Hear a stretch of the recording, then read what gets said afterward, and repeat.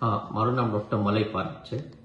અત્યારે ડાયાબિટીસના કેસ બહુ જ વધી રહ્યા છે અને સાથે સાથે ઓબેસિટીના કેસ પણ ડે બાય ડે બહુ વધી રહ્યા છે. સૌથી ઇમ્પોર્ટન્ટ છે કે આપણે પેશન્ટ જ્યારે આવે તો એનો સૌથી ઇમ્પોર્ટન્ટ છે કે એનો હાઇટ અને વેઇટ ઇમ્પોર્ટન્ટ છે. તો એના ઉપરથી ખબર પડે કે પેશન્ટ નોર્મલ છે, ઓવરવેટ છે કે ઓબેસિટી છે, અને એના પરથી અમે એનું નક્કી કરીએ છીએ કે આમને ટ્રીટમેન્ટની જરૂર છે કે નહીં. ઓબેસિટીની સૌથી ઇમ્પોર્ટન્ટ છે ડાયટ અને લાઇફસ્ટાઇલ. પેશન્ટનું અમે નક્કી કરીએ છીએ એનું ડાયટ અને એનું કેલરી રિક્વાયરમેન્ટ કેટલી છે એ પ્રમાણે ડાયટ મોડિફાઈ કરીએ છીએ. સાથે સાથે લાઇફસ્ટાઇલમાં 30 મિનિટ ડેલી ચાલવું જોઈએ. અને સૌથી ઇમ્પોર્ટન્ટ છે ઓબેસિટી ટ્રીટમેન્ટ. અત્યારે વર્લ્ડમાં ઓબેસિટીની ટ્રીટમેન્ટ અવેલેબલ થઈ ગઈ છે અને સૌથી ઇમ્પોર્ટન્ટ છે જે યુએસએફડી એપ્રુવ છે અને સાથે સાથે ઇન્ડિયામાં પણ એપ્રુવ છે. કોઈ પણ પેશન્ટને કોઈ બીમારી હોય કે ના હોય અથવા તો કોઈ બીમારી નથી, ઓનલી વેઇટ છે એટલે કે ઓબેસિટી છે, તો હવે એના માટેની પણ ટ્રીટમેન્ટ આવી ગઈ છે. 100% એ ક્યોરેબલ છે અને જો એ ડૉક્ટરની સલાહ મુજબ એના અંડર ઓબ્ઝર્વેશનમાં ચાલુ કરવામાં આવે તો રેગ્યુલરલી પેશન્ટનો ધીમે ધીમે વેઇટ લોસ થતો હોય છે અને પેશન્ટનો જે આપણે જે ટાર્ગેટ હોય છે એ આપણે આરામથી એચીવ કરી શકતા હોઈએ છીએ. અત્યારે વેઇટ લોસ માટેના સ્પેશિયલ ઇન્જેક્શન આવી ગયા છે.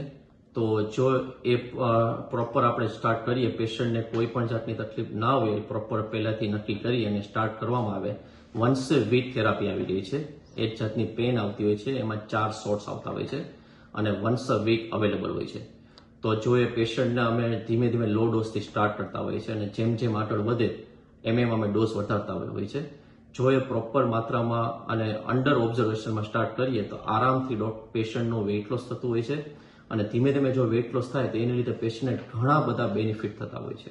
દર અઠવાડિયે આનો once a week short therapy હોય છે, એટલે કે એક જે પેન આવતી હોય છે 1 મહિનો ચાલતી હોય છે અને જેમ જેમ પેશન્ટનો વેઇટ લોસ થતો જાય એવરી મંથ એનું એસેસ થતો હોય છે અને જેટલી પેશન્ટની રિક્વાયરમેન્ટ હોય એ પ્રમાણે અમે એનું વેઇટ લોસ કરતા હોય છે અને આરામથી પેશન્ટનું ધીમે ધીમે વેઇટ લોસ થાય એટલે પેશન્ટને ઘણા બધા ફેક્ટર્સમાં એની ઇમ્પ્રુવમેન્ટ થતું હોય છે. જેમ કે એને બ્લડ પ્રેશર હોય, કોલેસ્ટ્રોલ હોય કે ડાયાબિટીસ હોય, તો આ બધામાં ઘણા બધા એને રાહત થતી હોય છે. અત્યાર સુધીમાં ઓલમોસ્ટ મોર દેન 10,000-15,000 પેશન્ટ અમે ડાયાબિટીસ ઓબેસિટીને ટ્રીટ કરેલા છે અને હવે તો ખાલી જે ઓબેસિટી હોય કે જેને ખાલી ડાયાબિટીસ પણ નથી, ખાલી અને ખાલી વેઇટ જ છે, તો હવે એની ટ્રીટમેન્ટ પણ અવેલેબલ થઈ ગઈ છે. તો એ જે લોકો છે કે જેને ખાલી ડાયાબિટીસ નથી કે કોઈ બીપી કોલેસ્ટ્રોલ નથી, ખાલી વેઇટ જ છે એટલે કે ઓબેસિટી છે, તો હવે એ લોકો માટે પણ સ્પેશિયલ ટ્રીટમેન્ટ આવી ગઈ છે અને એ લોકો પણ એનાથી ખાલી વેઇટ ઉતારી શકે છે અને વેઇટ ઉતરશે તો એના લીધે એને બીજા ઘણા બધા બેનિફિટ ફ્યુચરમાં થઈ શકશે. સૌથી ઇમ્પોર્ટન્ટ તમારો આ બહુ સરસ ક્વેશ્ચન છે કે એકવાર બીમારી આવી જાય પછી તો એની ઘણી બધી ટ્રીટમેન્ટ અવેલેબલ છે, પણ સૌથી ઇમ્પોર્ટન્ટ છે prevention is better than cure. So સૌથી ઇમ્પોર્ટન્ટ છે કે ડાયાબિટીસ અને ઓબેસિટી આવે એ પહેલાં જો એને પ્રિવેન્ટ કરવામાં આવે તો ફ્યુચરમાં લોટ્સ ઓફ બેનિફિટ થશે, ઘણી બધી બીમારીને પ્રિવેન્ટ કરી શકાશે અને પેશન્ટ એક સારી અને ક્વોલિટીવાળી લાઈફ જીવી શકશે.